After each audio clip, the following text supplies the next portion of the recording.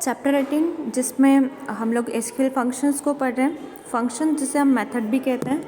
अभी इसके पहले जो मैंने आपको वीडियो दी है उस वीडियो में मैंने आपको बताया कि सिंगल लाइन फंक्शंस और मल्टी लाइन फंक्शन हमें पास दो टाइप के फंक्शंस होते हैं। और यहाँ पर जो हम जितने भी फंक्शन पढ़ रहे हैं वो सारे सिंगल लाइन फंक्शंस हैं। सिंगल लाइन फंक्शन भी बेसिकली तीन टाइप के होते हैं, character function, second numeric function और थर्ड है हमारे पास डेट और टाइम फंक्शन। ठीक है, पहला character function, second numerical function, third जो हमारे पास है वो है डेट और टाइम फंक्शन। जो फर्स्ट है कैरेक्टर फंक्शन, इसमें हमने बताया आपको कि लोअर फंक्शन जो स्मॉल लेटर को कैपिटल लेटर को स्मॉल लेटर में कन्वर्ट करता है। नेक्स्ट अपर फंक्शन जो लोअर लेटर को कैपिटल लेटर में कन्वर्ट करता है। इसके बाद कॉन्केट फंक्शन जिसका काम होता है दो स्ट्रिंग को कनेक्ट करने का। इसके बाद नेक्स्ट फंक्शन जो लेंथ फंक्शन है, लेंथ फंक्शन किसी भी दी गई स्ट्रिंग की लेंथ को प्रोवाइड करता है।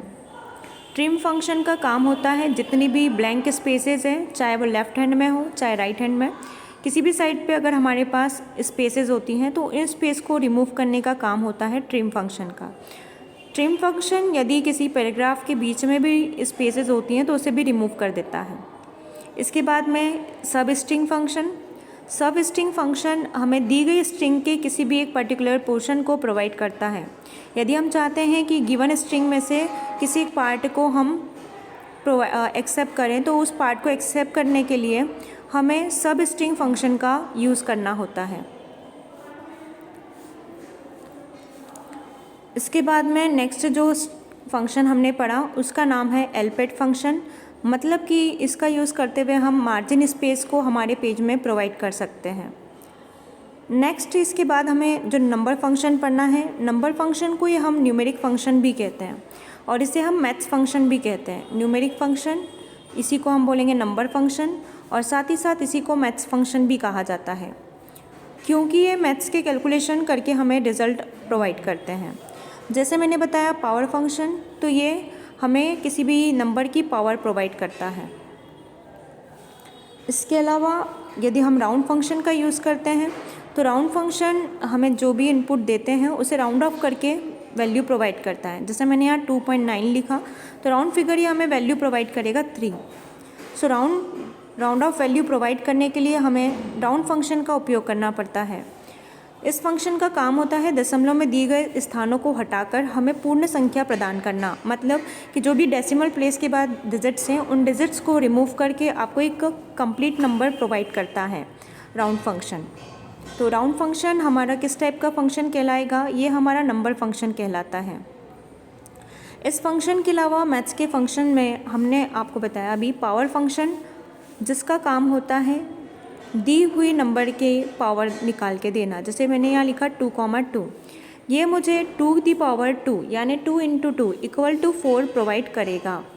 इस प्रकार हम कई सारे न्यूमेरिकल फंक्शन मैथ्स फंक्शन का यूज़ करते हैं। राउंड फंक्शन के अलावा आपके पास मैथ्स में एक और फंक्शन होता है, उसका नाम है साइन फंक्शन। साइन फंक्शन का काम होता है जो भी आपके पास नंबर है वो पॉजिटिव नंबर है या नेगेटिव नंबर है उसे हमें प्रोवाइड करना।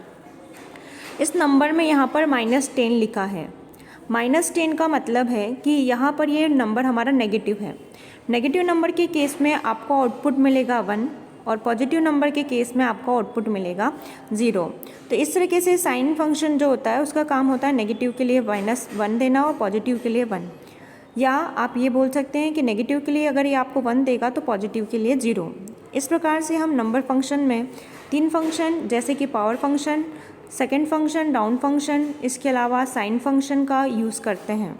इसके अलावा आपको एक फंक्शन और पढ़ना होता है, उसका नाम है मॉड फंक्शन। मॉड फंक्शन का काम होता है जो भी रिमाइंडर आपके पास बचा है उस रिमाइंडर को प्रोवाइड करना। जैसे मैंने यहाँ पर 25 को डिवाइड किया है 12 से, तो 25 को मैं जब 12 से डिवाइड करूँगी तो मेरे पास यहाँ पर रिमाइंडर रह जाएगा 1।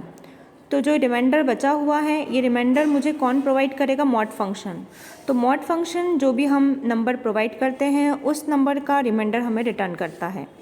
यहाँ पर मैंने लिखा MOD मॉड, इसके बाद में आपको ब्रैकेट में लिखना है, जैसे मैंने पहला नंबर लिखा 25, यानी जिस नंबर को आपको डिवाइड करना है, और सेकंड जिस नंबर से आपको डिवाइड करना है। आप 2 से ही डिवाइड करेंगे उस केस में भी आपके पास रिमाइंडर क्या आएगा, सिंगल 1 आएगा।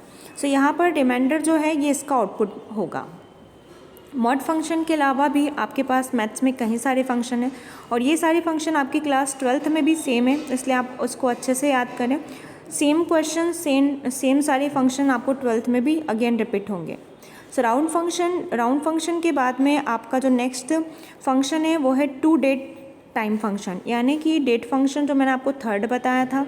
डेट फंक्शन का यूज़ करते हुए हम कि गिवन डेट को निकाल सकते हैं। जैसे मुझे अगर करंट डेट निकालनी है तो मुझे लिखना होगा CUR, उसके बाद में DAT करंट डेट, और उसके बाद मैं ब्रैकेट लगा दूंगी, जिससे मुझे सिस्टम की या अभी प्रेजेंट में जो डेट है वो मिल जाएगी। क्या लिखना है आपको, CUR से करंट हो जाएगा, और DAT यानी डेट। तो करंट डेट फंक्शन का यूज़ करते हुए आप करंट की जो डेट है वो निकाल सकते हैं। जैसे आज की जो डेट है वो है 06 और 01/2021। ये डेट फंक्शन हमें करंट डेट को प्रोवाइड करता है। इसके बाद नेक्स्ट जो फंक्शन है डेट फंक्शन में, उसका नाम है नाउ फंक्शन। नाउ फंक्शन की फैसिलिटी हमें ये मिलती है कि ये आपको डेट के साथ साथ टाइमिंग भी दे देता है। जैसे आज जो डेट है उस डेट है यहाँ पर हमने लिखा 06/01/2021, इसके साथ में आपको टाइम भी नोट करा देगा। यहाँ पे 3.02 मतलब 3:02। यहाँ पर अभी 6 हो रहा है तो 3.06। अभी करंट का डेट और टाइम दोनों प्रोवाइड करने के लिए आपको किस फंक्शन का यूज़ करना होगा, वो फंक्शन है नाउ फंक्शन। तो क्वेश्चन ये भी आता है कि सिस्टम ये हमें करंट डेट प्लस टाइम चाहिए तो किस फंक्शन का यूज़ किया जाएगा, तो आपको लिखना होगा कि नाउ फंक्शन का यूज़ करना होगा। अगर क्वेश्चन ये आता है कि हमें लोअर केस को अपर में कन्वर्ट करना है तो किस फंक्शन का यूज़ किया जाएगा, मतलब जो इनके यूज़ है, जो इनकी फैसिलिटी है, क्वेश्चन उन्हीं पे बनते हैं। आपको इसका सिंटेक्स भी उसके साथ लिखना होगा, और फंक्शन की फॉर्मेट होती है कि आप उस फंक्शन के नाम के साथ आगे ब्रैकेट ज़रूर लगाएं। तो ये है आपका टू डेट फंक्शन जो आपको डेट प्रोवाइड करने के लिए काम लिया जाता है। इसके बाद नेक्स्ट है हमारा टू नंबर फंक्शन, जिसमें मैंने आपको बताया कि जो नंबर फंक्शन होता है वो उसका काम होता है कि जो भी नंबर है आपके पास उसे प्रोवाइड करें। मतलब जैसे मैंने आपको बताया साइन फंक्शन, इसके अलावा मैंने आपको बताया मॉड फंक्शन। इन सभी फंक्शन का यूज़ करते हुए हम करंट डेट के साथ साथ करंट टाइम को भी निकाल सकते हैं। तो बेसिकली 3 फंक्शन हुए, कौन कौन से, पहला कैरेक्टर फंक्शन, दूसरा नंबर या न्यूमेरिक फंक्शन, तीसरा है जो डेट और टाइम फंक्शन।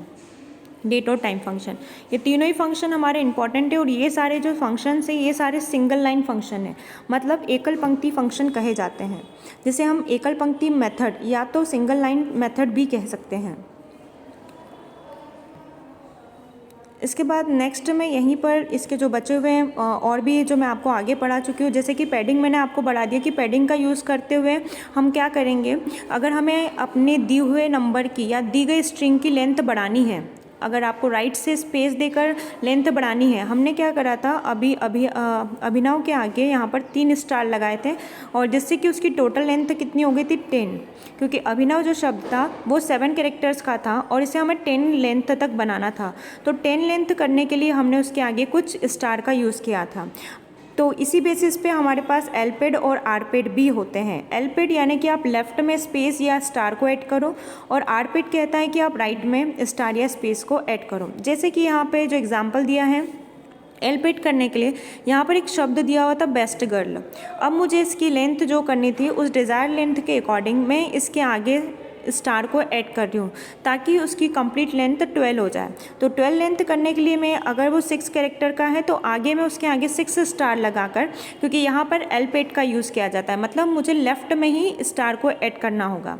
यदि मैं आरपेड का यूज़ कर रही हूँ तो मुझे राइट में ही स्टार का या डॉट का, आप जो भी स्पेशल कैरेक्टर चाहें उस स्पेशल कैरेक्टर का यूज़ करते हुए उसकी लेंथ को बढ़ा सकते हैं। जैसे यहाँ पर जो ड्रीम शब्द है, ड्रीम शब्द 5 कैरेक्टर का है और ड्रीम्स लिख देंगे तो 6 कैरेक्टर का होगा। इसको अगर टोटल मुझे 9 लेंथ देनी है तो 9 लेंथ देने के लिए मुझे आगे इसके फुल स्टॉप का यूज़ करना होगा। नेक्स्ट है सब स्ट्रिंग फंक्शन।